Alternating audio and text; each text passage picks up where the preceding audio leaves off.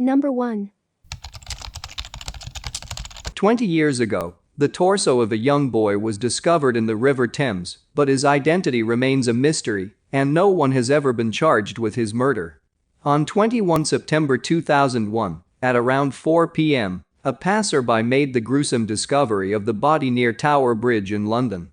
Officers were called, and the child's remains were recovered, but he has never been formally identified. His head and limbs had been severed from his body, which was clothed in a pair of orange shorts. Forensics revealed that the boy would have been 5 or 6, and he was named Adam by police. Examinations concluded he was from Nigeria, and it is believed he was trafficked to the UK, possibly through Germany. The cause of death was ruled to be violent trauma to the neck area.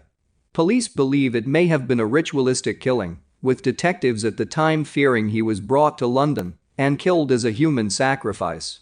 Officers initially believed the boy was possibly the first person in the UK to die in a muti killing of a kind known to have been practiced in South Africa. The killings are done by witch doctors who use the victim's body parts for black magic potions. Police have regularly reviewed the case, but their efforts have been unsuccessful. Over the last 20 years, a woman was arrested on suspicion of murder, a man was arrested in connection with the possible trafficking of Adam, and another man was arrested and interviewed on suspicion of alleged trafficking offenses. All 3 were bailed and subsequently released without further action. Detective Chief Inspector Kate Kieran, a murder detective from the Met Specialist Crime Command, said the fact the killing remains unsolved is incredibly sad and frustrating. We recognize people may not have wanted to speak up at the time and may have felt loyal to the person or people involved in this, DCI Kieran said. However, over the past 20 years, allegiances and relationships may have changed, and some people may now feel more comfortable talking to us, she said. We implore them to be bold and come forward if they know something, so that we can finally deliver justice once and for all. No matter how old or small that information may seem, it really could make all the difference. This young boy has not and will not be forgotten. He deserved better, and we will not give up on him. Police have conducted local and international inquiries and continue to look at forensic opportunities in light of new technology. There have been numerous high-profile appeals over the years, including one by Nelson Mandela to all African communities across the world to help police with the investigation. The case has also included checks on all UK missing people and extensive inquiries in London, other parts of the UK and abroad, including South Africa, the Netherlands, Germany and Nigeria. Despite this, the case remains unsolved and now police are calling on the public to come forward with any information that may help. Anyone with information relating should contact police on 101 or call Crime Stoppers anonymously on 0800 555 111. Number 2. The murder of 21-year-old model and club hostess Eve Stratford in 1975 remains unsolved, but has been linked to the killing of a schoolgirl 6 months later. Eve, who worked as a bunny girl cocktail waitress at the Playboy Club in Mayfair, was found at her first-floor flat in Lyndhurst Drive, Leighton. She was last seen by a witness walking alone through the snow near her home at around 3:58 p.m. on 18 March 1975. Half an hour later, another resident of the building heard the voices of a man and woman in conversation, followed by a loud thud noise coming from her flat. Her body was found in her bedroom by her boyfriend Tony Priest when he returned home from work at around 5:25 p.m. Her throat had been cut between 8 and 12 times and she had a nylon stocking tied round one ankle and a scarf round her hands. A post-mortem examination held at Walthamstow Mortuary gave cause of death as knife wounds to the throat. There was no sign of forced entry to the flat and no weapon was ever recovered. The case was investigated by Leighton SID, but nobody was ever charged and the inquiry was wound down after a year. However, a review of the case in 2004 led to the recovery of a DNA profile from Eve's clothing. In July 2006, this profile was linked to the DNA profile of the unidentified killer of 16-year-old Lynn Wheaton in Hounslow on 10 September 1975. Both cases were featured in a public appeal on BBC's Crime Watch programme in 2007. In a renewed appeal in 2015, Investigating Officer Detective Chief Inspector Noel McHugh said, "I firmly believe there is someone out there who has information about who carried out these murders. It's inconceivable the killer of Eve and Lynn has kept the perfect secret for 40 years.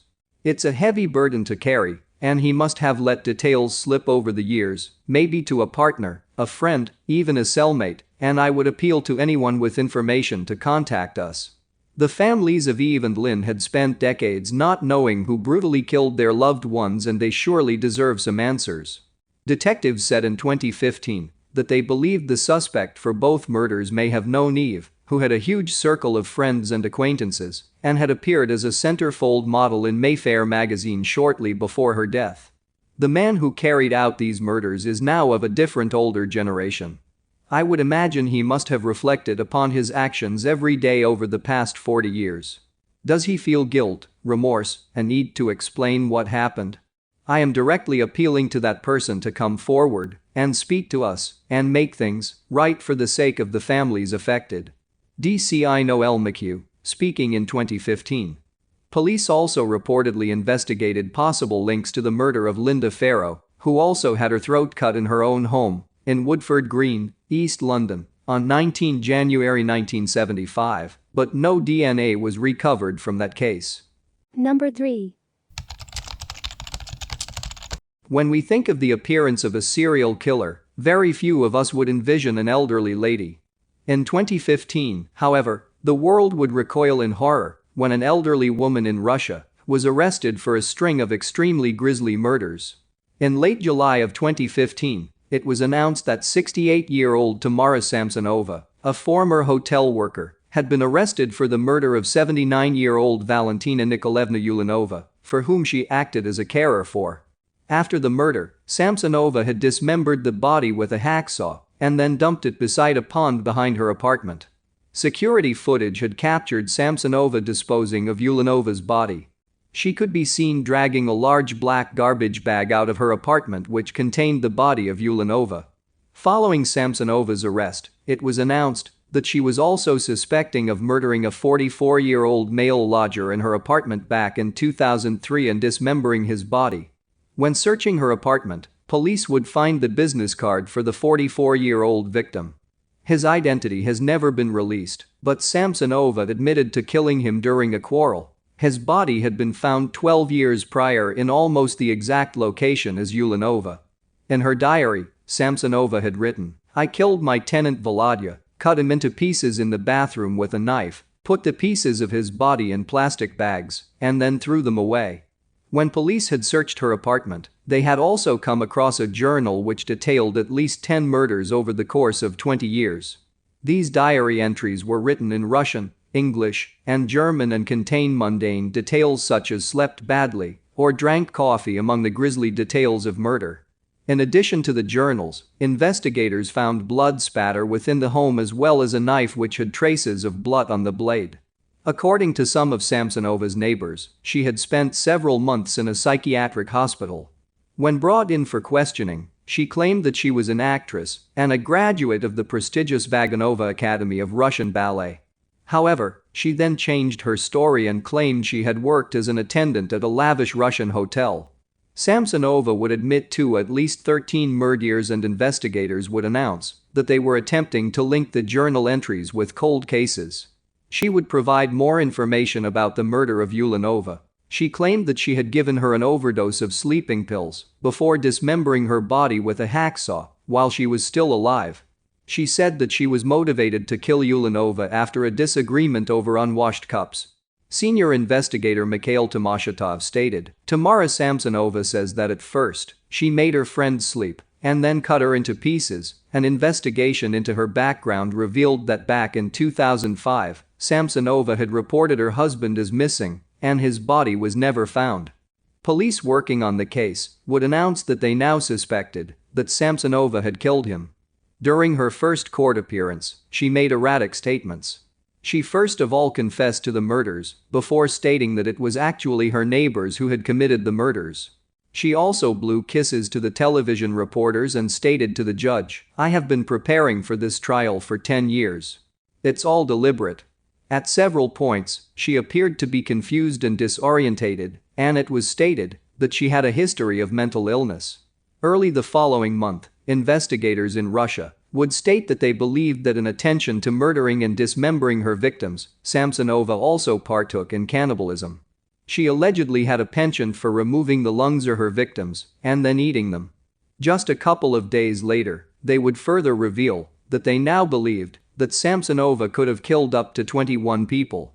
It would be leaked in the Russian media that Samsonova had provided grim details of the murder of Ulanova. She had written, "I came home and put the whole pack of phenazepam 50 pills into her Olivier salad. I woke up at 2 a.m. and she was lying on the floor. So I started cutting her into pieces." She said that she had dismembered her on the kitchen floor and then used a hacksaw to remove her head and hands and then boiled them on the stove.